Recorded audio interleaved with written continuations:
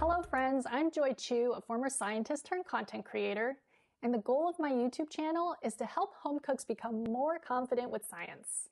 As I started baking more, one of the most valuable things I learned was the different types of flours and how to use them. So, in this video, I'll go through the differences among 3 common flours: bread, all-purpose, and cake, and I'll give some tips for how and when to use them. Before we talk about the different flours though, we have to discuss the G word. Gluten is found in wheat flour, and it's basically made up of 2 proteins, glutenin and gliadin, which basically gives structure and chewiness to your dough. You might notice that some flour packages have a percentage like this.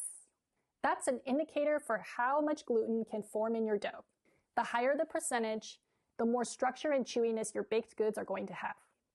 Bread flour is typically between 12 and 14%, while all-purpose can range from 9 to 11%. Cake flour is at the lowest, at 6 to 8%. So what does this mean for actual baking? And how do you know when to use what flour? To give you a bit of a visual, I'm going to show you what it's like to make shokupan, or Japanese milk bread, with each of the flours. Even looking at the raw dough, you can clearly see differences. The bread flour version was bouncy, but still firm. The all-purpose flour version was also bouncy, but it had a lot more slack compared to the bread flour dough.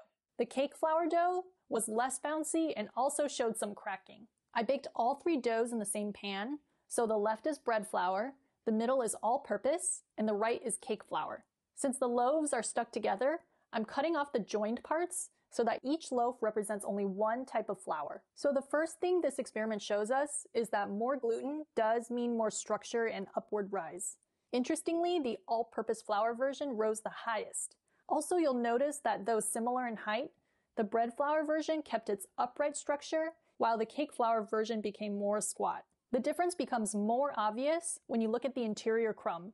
There are really nice big air pockets in the bread flour version, while the cake flour version has small, dense air pockets. The second thing is that more gluten means more elasticity, which means a more chewy texture. When you press the bread flour version, it feels light and bouncy, and when pulled apart, it's feathery, slightly stretchy, and stringy. The all-purpose flour version also has that light bounciness and that same feathery, stretchy texture. When you press the cake flour bread, it has a bit more resistance, and it's not as bouncy. When you pull it apart, it still feels soft and fluffy, but it breaks in small, dry pieces. At this point, you're probably thinking, okay, Joy, I bake other things besides Japanese milk bread. So how does what I just watched apply to these other things? Well, you're in luck because I have some general tips that I can share with you about each of the types of flour. So for bread flour, I would say that it is definitely ideal for things that need a lot of good rise and chewiness. So in addition to breads, think bagels or pizza. And if you ever want to swap bread flour for all-purpose flour, you'll want to be careful because bread flour can tend to make things a little bit too tough and chewy if you overmix. Now for all-purpose flour, as the name suggests, it's generally good for almost all baked goods, so it can be your go-to in the kitchen. If you want to bake things that typically use bread flour, like sandwich bread or bagels or dinner rolls, for example, that's totally fine to substitute with all-purpose flour, and you'll still get good results. But you want to keep in mind that since all-purpose flour absorbs less water than bread flour, you'll want to reduce the liquid you use by about 10% by weight.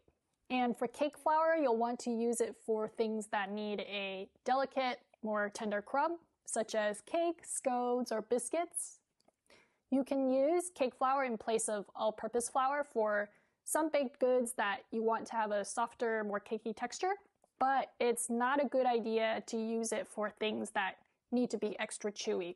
So there you have it, a little tutorial on 3 flours that are commonly used in baking. For a more comprehensive guide, I'll be including a color-coded version in my upcoming newsletter. And if you have other tips or tidbits to share about using any of these flours, feel free to leave a comment below. Thanks for watching. To get the guide I mentioned earlier, subscribe to my free Substack newsletter. If you enjoyed this video, like, share, and subscribe to the channel below. As a holiday bonus, I'll be posting 2 other videos as part of a 3-part series, so come back on Thursday to check out part 2. See you then!